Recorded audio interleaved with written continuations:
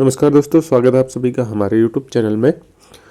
जैसा कि आप सभी को पता है कि उत्तराखंड में प्राथमिक शिक्षक भर्ती गतिमान है और इस गतिमान शिक्षक भर्ती की काउंसलिंग प्रक्रिया 12 जनवरी 2026 को संपादित करी गई थी, परंतु आज इस भर्ती प्रक्रिया को काउंसलिंग हुए 10 दिन पूरे हो गए हैं और अभी तक लिस्ट जारी नहीं हुई है। तो इस संदर्भ में बात करेंगे कि लिस्ट जारी क्यों नहीं हुई और शिक्षक भर्ती काउंसलिंग में 8 दिन होने के बावजूद भी मेरिट सूची नहीं आई है। नियुक्ति प्रक्रिया कब तक होने वाली है, क्या समस्या है, क्या दिक्कतें आ रही है, उस पर बातचीत करेंगे और आगे क्या चीज़ होगी उसको लेकर भी बातचीत करने वाले हैं। तो चलिए वीडियो शुरू करते हैं। अगर आपने चैनल को सब्सक्राइब, वीडियो को लाइक नहीं किया है तो चैनल को सब्सक्राइब, वीडियो को लाइक ज़रूर कर लें। देख सकते हैं यह है न्यूज़पेपर।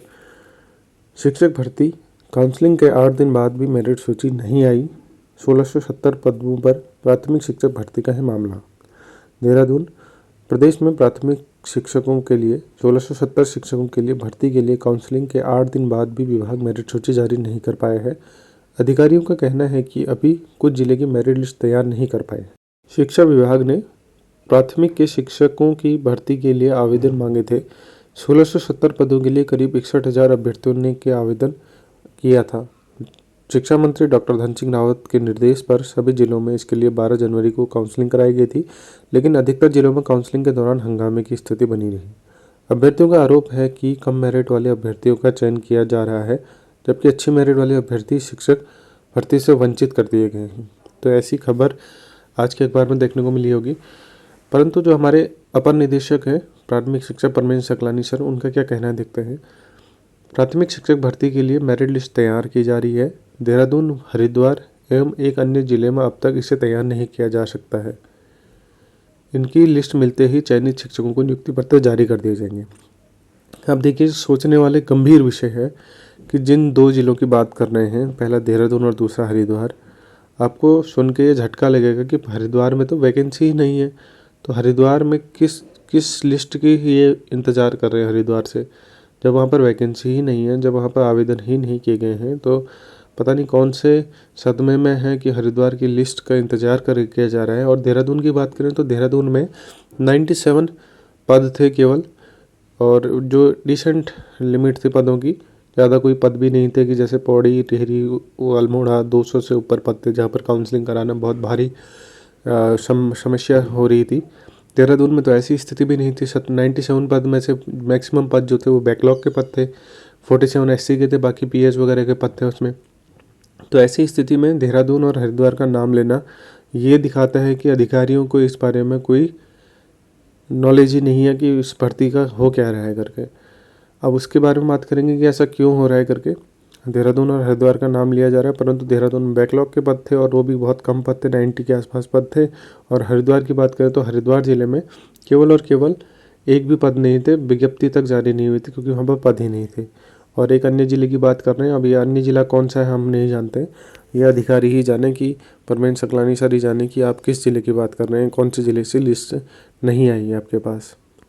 देखिए, चमोली जिले से भी इस चीज़ की मांग उठी है। बसंत पंचमी पर डीएलएड प्रशिक्षकों को नियुक्ति पत्र वितरित करने की मांग उठी है। चमोली जनपद में चल रही प्राथमिक शिक्षक भर्ती प्रक्रिया के अंतर्गत 12 जनवरी को काउंसलिंग प्रक्रिया पूर्ण हो चुकी है। इसके बाद चयनित डीएलएड प्रशिक्षित अभ्यर्थी नियुक्ति पत्र मिलने की प्रतीक्षा में है। वहीं दूसरी ओर कम मेरिट वाले कुछ आवेदकों द्वारा इस भर्ती प्रक्रिया को कानूनी दांवपेच में उलझाने की कोशिश किए जाने की आशंका से चयनित प्रशिक्षितों और उनके अभिभावकों में गहरी चिंता व्याप्त है।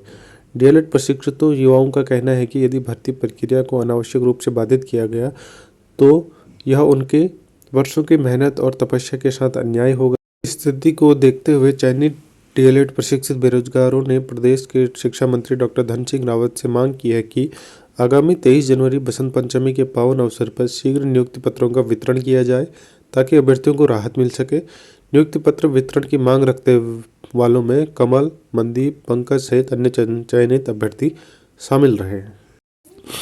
एक और लोकप्रिय अखबार की कटिंग देखेंगे। शिक्षक भर्ती काउंसलिंग के 8 दिन बाद भी मेरिट सूची जारी नहीं करी गई। इसमें भी वही खबर है जो मैंने पहले आपको पढ़ के दिखाई, जिसमें हमारे अपर निदेशक महोदय साहब ये कह रहे हैं कि हरिद्वार और देहरादून समेत एक अन्य जिले में लिस्ट तैयार नहीं करी गई है। तो वही विषय है, वही प्रकरण है। अब मैं आपको बताता हूँ कि एक्चुअल प्रकरण हुआ क्या है जिसकी वजह से इतनी देरी हो रही है। देखिए, मैं आप सभी को बता दूँ कि जो एक्चुअल मुद्दा है वो ये है कि अधिकारियों द्वारा सभी को गुमराह करने की कोशिश की जा रही है। जो लिस्ट बनाने की बात है वो ऐसी कोई समस्या है ही नहीं, ठीक है। हरिद्वार जिले में भर्ती थी नहीं और देहरादून में 97 पद थे, तो उस पर भी कोई बड़ा ऐसा इश्यू है ही नहीं कि 8 दिनों में लिस्ट तैयार नहीं हो पाए। जो मेन दिक्कत हो रही है वो हो रही है बीएड ब्रिज कोर्स प्रशिक्षितों की वजह से। जी हाँ, बीएड ब्रिज कोर्स प्रशिक्षितों की वजह से इस भर्ती पर असमंजस की स्थिति बनी हुई है। आपको पता है कि सुप्रीम कोर्ट के ऑर्डर के अनुसार 169 पदों को रिजर्व रखा गया, परंतु सबसे पहली बात तो यह है कि सुप्रीम कोर्ट का कोई ऐसा ऑर्डर नहीं था कि जिसमें पद रिजर्व रखने की बात करी जाए। सुप्रीम कोर्ट का कहना ये था कि केवल 169 अभ्यर्थियों के फॉर्म एक्सेप्ट किए जाए और उनको भर्ती की प्रक्रिया में शामिल किया जाए। चयन हो ना हो ये बात के अनुसार रहेगा, ठीक है, कोर्ट के अधीन रहेगा।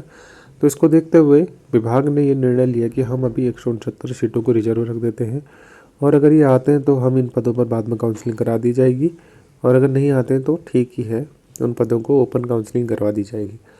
अब समस्या ये उत्पन्न हुई कि 169 लोगों के अलावा भी अन्य लोगों द्वारा फॉर्म भरा गया था जो बीएड ब्रिज कोर्स थे, जिनका पिटीशन में नाम नहीं था।